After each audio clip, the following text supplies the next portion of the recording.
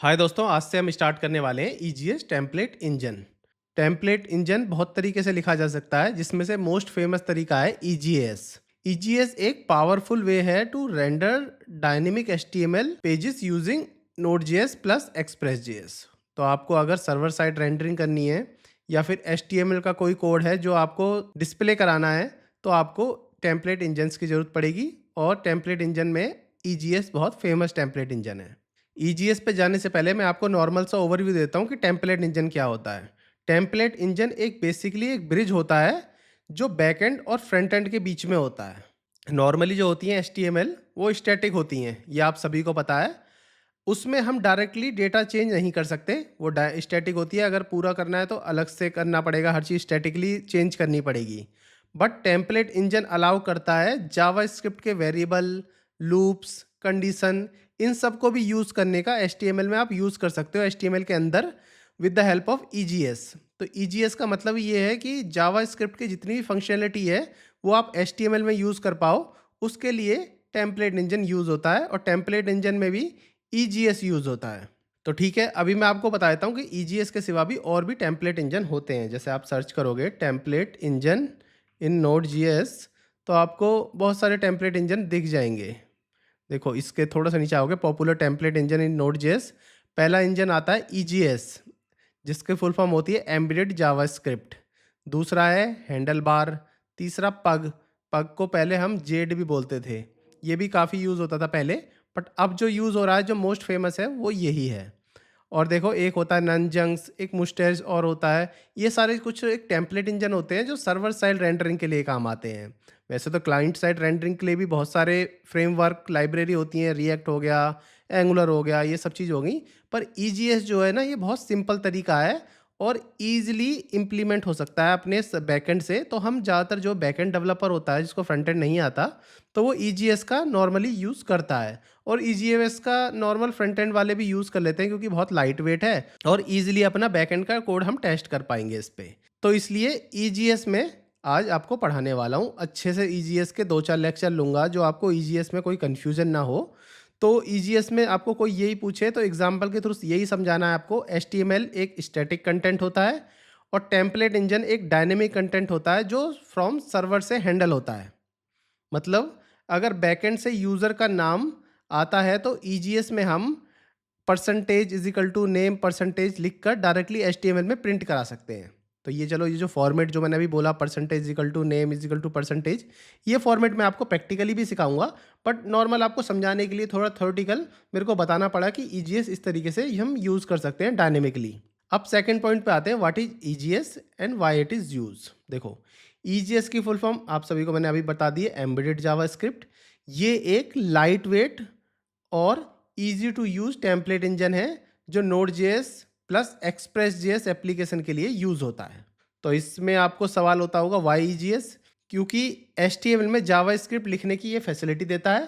Fast है, easy syntax है, ये रीयूजेबल है। रीयूजेबल मतलब रीयूजेबल हेडर फुटर ये सब बना सकते हो इसमें।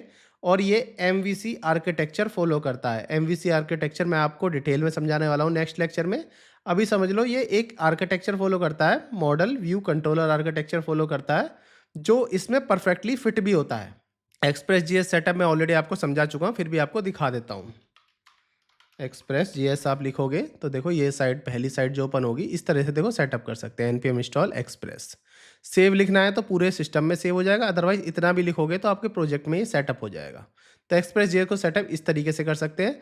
अब क्या करते हैं, कन्फिगर करते हैं EJS as a template engine, जिसमें हम एक्सप्रेस.जेएस को भी सेटअप करेंगे। तो इन दोनों को सेटअप करके दिखाता हूँ, फिर एक इसका छोटा सा एक एग्जाम्पल समझेंगे। तो आज के लिए इतना काफ़ी रहेगा। तो चलो अपने वीएस कोड पे चलते हैं, पहले सेटअप कर लेते हैं।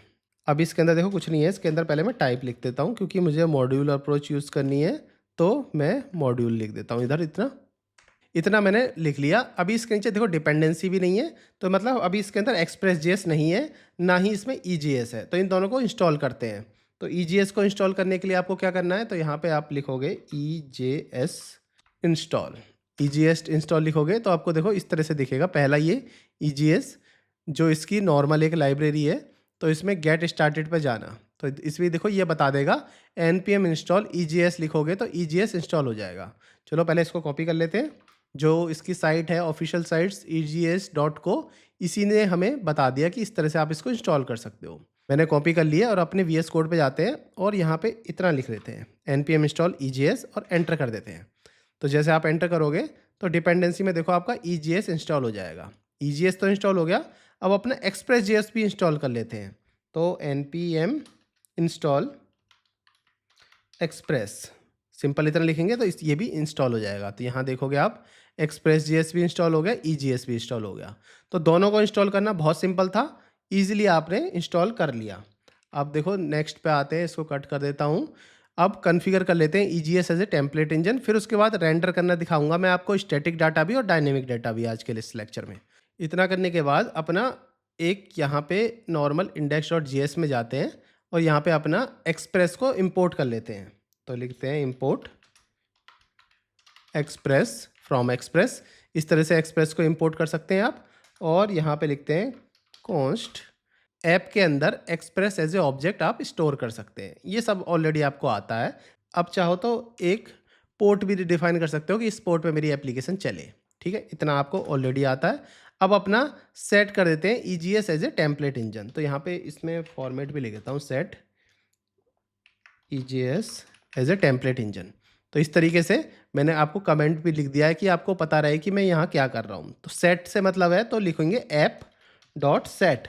ऐप डॉट सेट के अंदर आपको बताना है कि as a view as a engine में EGS यहाँ पे ले रहा हूँ। देखो इस लाइन का मतलब क्या है, इस लाइन का मतलब ये है कि आपने इसको व्यू बता दिया, इंजन में व्यू रखा हुआ है और EGS रखा हुआ है।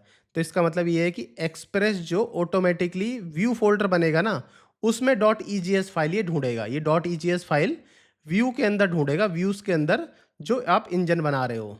ऐप डॉट गेट करके होम राउट्स बना लेते हैं।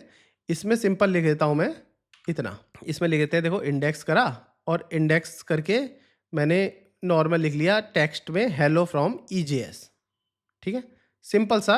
ये मैं इस पर कमेंट भी डाल देता हूँ, डिफाइन ए सिंपल राउट, ठीक है, इसको डॉट डॉट लिख दिया, ऐसे लिखना था। यहाँ से इसको सेव कर देते हैं, डिफाइन ए सिंपल राउट कर दिया। देखो मैंने होम राउट्स में ये रिस्पॉन्स डॉट रेंडर में सिंपल इंडेक्स दिखाया और इस पर मैंने लिख दिया text as a static text दे दिया हेलो फ्रॉम EGS, ठीक है, इतना लिखा। अब अपने जो सर्वर है उसको स्टार्ट भी कर लेते हैं, स्टार्ट द सर्वर। तो ऐप डॉट लिसनर से आपको सर्वर को स्टार्ट कर लोगे, server is running this port, इस तरीके से। ये सब ऑलरेडी ये वाला स्टार्ट करना आपको आता है। थोड़ा सा मैंने ये एक एक्स्ट्रा चीज़ लिखी है और थोड़ी सी यहाँ पे मैंने टेक्स्ट में एज ए स्टैटिक कुछ एक टेक्स्ट भेज दिया है। अभी क्या करना है, इतना करने के बाद आपको यहाँ पे एक फ़ोल्डर बनाना है। तो देखो मैं एक फ़ोल्डर बना लेता हूँ, VIEWS, व्यूज़ नाम का एक फ़ोल्डर बनाया। व्यूज़ फोल्डर के अंदर आप एक index.ejs, अब जो EJS है इसके अंदर आप HTML फाइल लिख सकते हो। तो अभी इसको नॉर्मली मैं सेव कर देता हूँ, ये नॉर्मल सेव कर दिया। अब यहाँ पे आपकी HTML फाइल बनेगी। तो पहले मैं EGS फाइल बना लेता हूँ, फिर अपना सर्वर को स्टार्ट करके देखेंगे कि ये कैसे काम करता है। बस आपको ये याद रखना है कि व्यूज़ के अंदर ही बनेगी जो भी EGS फाइल बनेगी, क्योंकि मैंने अपना index.js में इसको व्यू बता दिया है, व्यू बनाया इंजन को और EGS फाइल बना रहे हैं। तो मतलब सेट करा है मैंने EGS as a template engine, view के अंदर ही सारी फाइलें वो ढूंढने वाला है। चलो पैकेज बंद कर देते हैं, index.ejs पे आते हैं और यहाँ पे अपना सिंपल HTML की फॉर्मेट सा लिख लेते हैं एक छोटा सा, और इसमें इतना लिख लेते हैं EJS डेमो, ठीक है, एक डेमो, टाइटल में डेमो लिख लिया। अब इसके अंदर H1 टैग लिखते हैं। H1 टैग में यहाँ पे लिख देते हैं हेलो EJS। अभी मैं सिंपल स्टैटिक लिख देता हूँ, कुछ भी नहीं बदल रहा, और यहाँ पे P टैग में लिख देता हूँ this is simple EJS template और सेव कर देता हूँ। इतना ही कर देता हूँ, यहाँ से इतना ये हटा देता हूँ, बस इतना, और इसको सेव करा देता हूँ, ठीक है। और अब इसको चला के देखते हैं अपनी एप्लीकेशन को, नोड -- वॉच और index.js। जैसे मैं इसको रन करता हूँ तो देखो हमारी एप्लीकेशन इस सर्वर पे रन हो जाती है। इसको कॉपी करो, इसको मैंने कॉपी करा और अपने ब्राउज़र पे चलते हैं और यहाँ पे पेस्ट कर देते हैं। तो देखो आपको दिख जाएगा हेलो EGS और this is simple EGS template. इसका मतलब ये है कि आपकी ईजीएस फाइल एकदम सही काम कर रही है, क्योंकि आपको H1 टैग भी दिख गया और ये P टैग भी दिख गया। अब अपना क्या करते हैं, थोड़ा-सा इसको ना डायनेमिक बनाते हैं। थोड़ा-सा मतलब वैसे डायनेमिक नहीं बना रहे, रहेगा तो स्टैटिक ही, पर इसको थोड़ा-सा चला के दिखाता हूँ कि स्टैटिक टेक्स्ट को आप किस तरह से भेज सकते हो। तो यहाँ पे देखो मैं टाइटल और मैसेज यहाँ से भेज देता हूँ इसको। टाइटल में होम पेज और मैसेज में welcome to the home page. ये 2 चीज़ यहाँ से मैंने भेज दी। तो एज़ अ टाइटल भेज दिया स्टैटिक टाइटल, स्टैटिक मैसेज भेज दिया। क्या अब इन दोनों को हम अपना ईजीएस में रीड कर सकते हैं? अब इसको चेक करते हैं यहाँ से। देखो हेलो करा, हेलो के बाद मैं लिखता हूँ इस तरह से, और इधर लिखा मैंने परसेंटेज और इज़ इक्वल टू लिखो। अब इसके बाद आप इस तरह से कुछ भी लिख सकते हो। टाइटल लिखना है तो इस तरह से लिखो, और याद रखो परसेंटेज से फिर बंद कर दो। तो percentage is equal to title फिर परसेंटेज, इस तरीके का एक फॉर्मेट होता है। अगर डायनेमिक आप यूज़ करना चाहते हो किसी वेरिएबल को, तो ये वेरिएबल एक जावास्क्रिप्ट वेरिएबल है जो मैं यहाँ से लेके आ रहा हूँ और यहाँ पे यूज़ कर रहा हूँ। मतलब ये स्टैटिक एचटीएमएल फाइल नहीं है। तो डायनेमिकली फाइल इस तरीके से यूज़ कर सकते हो।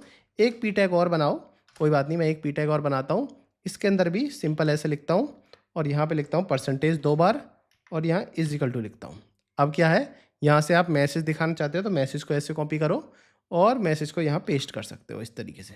अब यहाँ पे मैसेज भी हो गया और यहाँ पे टाइटल हो गया। अब इसको सेव करो और अपने इस सर्वर पे जाओ दोबारा से, और इसको कर दो यहाँ से रिफ्रेश। तो देखोगे हेलो होम पेज और welcome to the home page. तो जो आपने यहाँ से पास किया जावास्क्रिप्ट से, वो आपको ईजीएस में भी मिल गया। तो इस तरीके से आप वेरिएबल्स को यूज़ कर सकते हो। तो ये वेरिएबल तो देखो स्टैटिक था, बट जो हमारा नॉर्मली है वो है, हमने स्टैटिक भी सीखना है और डायनेमिक भी सीखना है। तो डायनेमिक और सिखा देता हूँ मैं आपको। अब मैं दिखाता हूँ, define dynamic route. Dynamic route में देखो ऐप डॉट, एक राउट्स और बना लो, app dot get. App dot get के अंदर अब आप इस तरह से बनाओ, इसमें देखो लिख दो यूज़र, और यूज़र का इस तरह से लिख देते हैं यूज़र नेम।